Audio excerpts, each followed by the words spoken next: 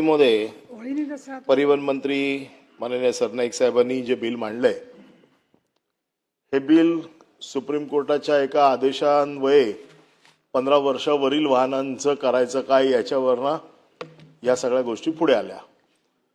हे बिल वाहतूक म्हणजे परिवहन विभागाने आणलेलं जरी असलं तरी हे बिल आहे निगडित पर्यावरणाशी।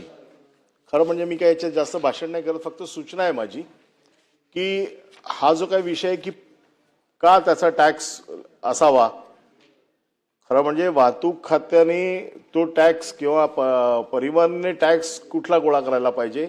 आपण ज्या लोकांना सवलती देतो, लोकांसाठी करतो, रस्ते बिस्ते ज्या काही गोष्टी आहेत त्याच्यासाठी, परंतु पर्यावरणाशी संबंधित टॅक्सची जबाबदारी आपल्यावरती आहे। हे काय पैसे आपल्याकडे येत नाहीत, हे खरं पर्यावरणाचे पैसे आहेत, पण ते आपल्या डोक्यावरती फुटतायत। त्याचं कारण असं आहे की 15 वर्षाच्या वरती कोर्टाने सांगितलेलं आहे की कमर्शियल व्हेकल तर सगळी बंद करून टाका, परंतु त्याच्यामध्ये जे काय मानांकन आपण दिलेली आहे ती जर तुम्ही स्टँडर्ड मेंटेन केले तर तुम्हाला ती परवानगी आहे। माझं म्हणणं असं आहे की हे तपासणाऱ्या यंत्रणा ज्या आहेत, ज्या रस्त्यावरती उभ्या आहेत, आरटीओची जे काही गाड्यांमध्ये आजकाल ते लोक तपासतात, माझी फक्त एवढीच विनंती आहे की आपला उद्देश खूप चांगला आहे की प्रदूषण होऊ नये। टॅक्स वाढवला जर प्रदूषण कोण करत असेल तर त्याच्याकडनं जास्त पैसे घेण्याच्या बाबतीत आमचं काही दुमत नाहीये। जर कोण नियम खराब करत असेल, त्याच्यामुळे जर पर्यावरणाला धोका पोहोचत असेल तर त्याला शिक्षा झालीच पाहिजे।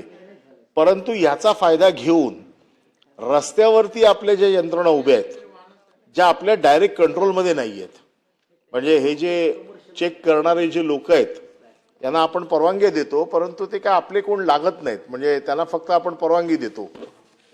ह्या लोकांच्याकडे जो काही गडबड चालते, म्हणजे एखादी गाडी उभी असेल आणि आपली गाडी जर खूप पर्यावरणाच्या नियमांच्या बाहेर जात असेल तरी देखील ते लोक फिटनेस सर्टिफिकेट देऊन टाकतात।